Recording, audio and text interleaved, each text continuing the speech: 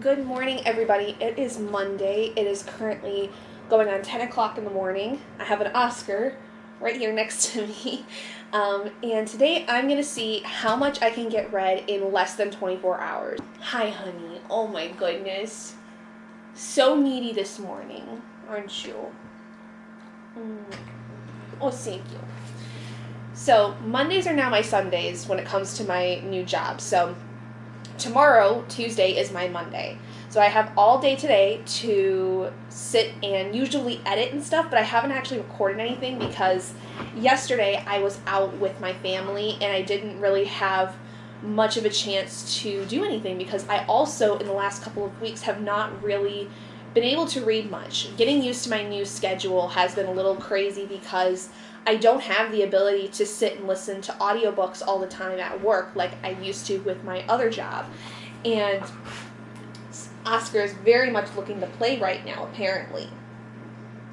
Hi.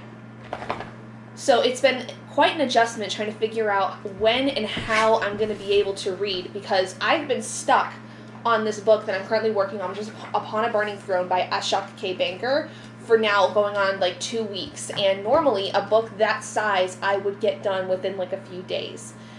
So today though I should be able to finish it. I have like less than 100 pages left of it, and my goal for today is to finish this and then also get through my 2 Wheel of D20 books for this month because one of them is a graphic novel and the other one is a young adult contemporary of some kind that's a lot shorter.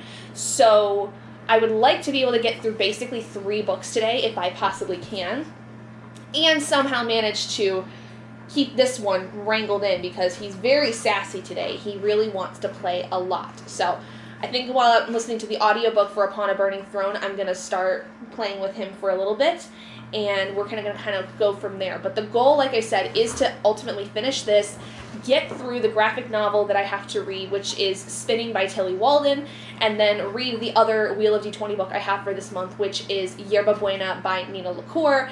I will be doing a separate Wheel of D20 vlog for those 2 books, but I would talk a little bit about like my progress in terms of like how far I've gotten with them in this video. So we're going to see how much I can get read basically in less than 24 hours. Actually probably more like 12 hours today. So that's exciting. But I'm going to go and play with the pooch and enjoy my morning and get started with this reading experiment of if I can get this done in 12 hours. So I will speak to you guys in a little bit. Okay, so we have officially passed the first full hour of this 12-hour readathon, and I have about less than 20 pages left of Upon a Burning Throne. I'm going to end up giving this a 4 out of 5 stars, I think, because I really like this a lot, but there's a lot of stuff that I think I just got confused with, like some characters I couldn't quite differentiate from each other, and then it wasn't like the world was too complex, but there's a lot of things that like happen that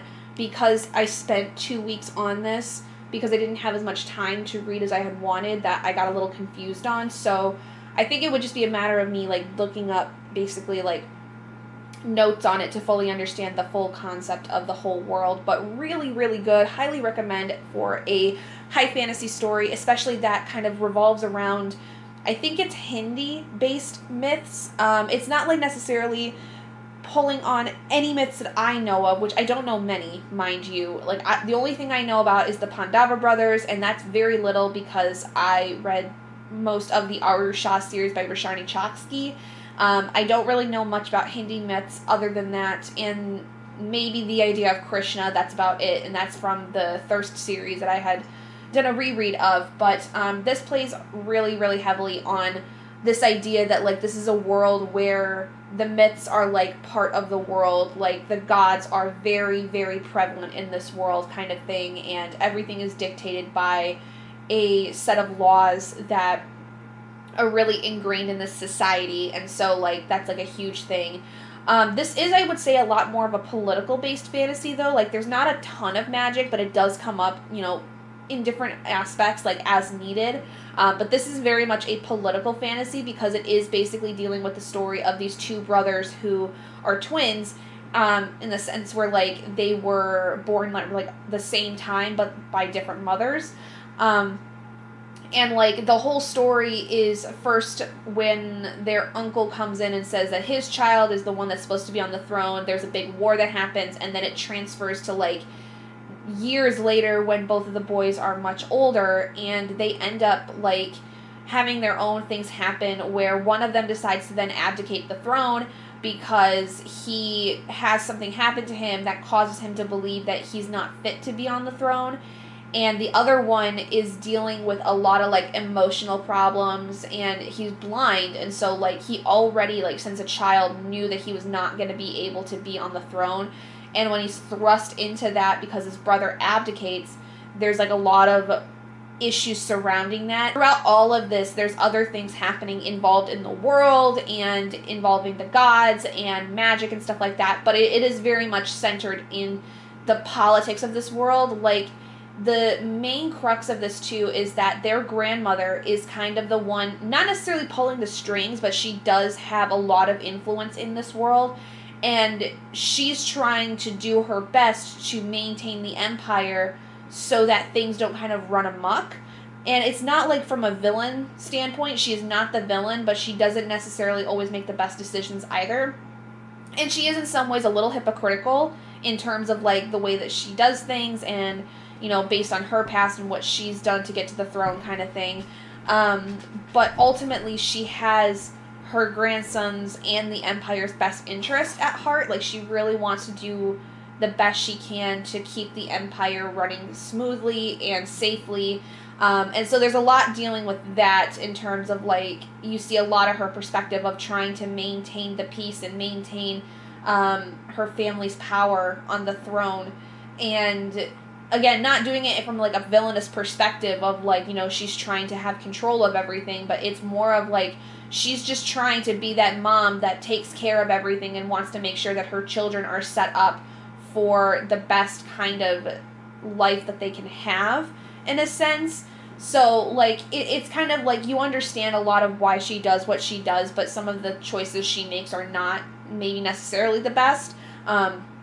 But she's doing what she can. So that's kind of the main thing about it. So I don't hate that character. I think that she's doing the absolute best she can, and she's kind of having to pick up the pieces for a lot of reasons, because there's a lot of stuff that happens that causes somebody, I think, like her to really have to make some tough decisions. So yeah, I've got, like, less than 20 pages left of this. I'm going to finish this up real quick, and then I think I'm going to move on to the first Wheel of D20 book that I need to for this month, which is Spinning by Tillie Walden. It's a graphic novel, so it's going to be really quick for me to fly through. I probably could get through it in a couple of hours. And then my other book, Yerba, Buena, is, like, a shorter contemporary, so I think I should be able to fly through that also today, provided I don't spend a lot of time, you know, not reading in some capacity, whether that's through the audiobook or reading on my Kindle. So, yeah, but anyway, that's going to be it for right now. I'll update again here in a little while once I have made some progress in my books, because, like I said, for both Spinning and Yerba Buena, those are going to be talked about more in my Wheel of D20 video. So all my thoughts on those are going to be in that video, but I'll come back once I have kind of made some progress. Hey guys, so it's going on 3 o'clock in the evening right now. I took a bit of a break between reading stuff today, so I just finished in the last hour Spinning by Tillie Walden. I have more of my thoughts on this in my Wheel of D20 video, but I did give it a 3 out of 5 stars. It wasn't too bad. Didn't necessarily look great in terms of structure, but that was really my biggest issue with it. It is a memoir, so the thing with it is that I feel, like I said, the structure was just not where I wanted it to be, and it made it harder for me to enjoy it. But very good story, very heartbreaking in some capacities. Like, there's a lot of trigger warnings that I placed in my Wheel of D20 video if you would like to go watch that. But I have one more book that I wanted to read by the end of the day, which is probably going to be feasible because I think the audiobook I will be able to finish in like a couple hours, like a few hours kind of thing, because it's a short book, and so the audiobook's much shorter, so I could probably get it done quick. But it is going to be Yerba Buena by Nina Lacour. This is Nina Lacour's newest book that she came out with earlier this year, and it is one of my most anticipated reads for 2022. So very excited for this. I loved We Are Not Okay by Nina Lacour when I read it, because it was just a very needed story, I think, at that time when I read it. I connected very strongly with the main character in that one for a lot of different reasons. And I don't really know much about this one in terms of like what it's about or what we're going to be getting into with this and whether it's going to be like super hard hitting like We Are Not Okay was. But I'm excited nonetheless. I really like Nina's writing. I've yet to read anything else that she's come out with since We Are Not Okay. So this is my first one since like that came out several years ago. So I hope that I like this one enough to where I will want to read the rest of them, because the first book I read by her was perfection. Absolutely loved it, so I'm hoping that the same happens for this one. But I'm going to actually go ahead and take a shower and kind of just get cleaned up, because I have yet to do that today. And I kind of just want to create some separation between books, so usually doing something between reading things helps me to like make that separation. So I'm going to go take a shower, and I'm going to update my bullet journal, and I will get started with Yerba Buena when I'm done with that. Okay, so it is just now after 9 p.m. and I just finished Yerba Buena by Nina Lacour. First of all, I am so proud of the fact that I got through not one, not two, but 3 books within 12 hours. How did I manage that exactly? I don't know, because I also took like pretty good sized breaks in between. I don't know how I did it, but I did it. But Yerba Buena was so good. Such a bingeable story. It's like 295 pages, and apparently it's adult, not young adult. I thought it was. Also, the other book I read of hers is We Are Okay, not We Are Not Okay. It's just We Are Okay. Very interestingly, this had a lot of similar themes that I remember We Are Okay touching on, which I'll talk more about that in my Wheel of D20 video, but this vlog was a success. I'm really proud of myself, like genuinely. I did not think that this was possible, so the fact that I did that is amazing. I am supposed to get on a call here really soon with one of my friends because she lives in California, but I wanted to end this vlog here because I somehow managed to do it. I read almost 800 pages, I think, today, because I read 72 pages of The Last of Upon a Burning Throne.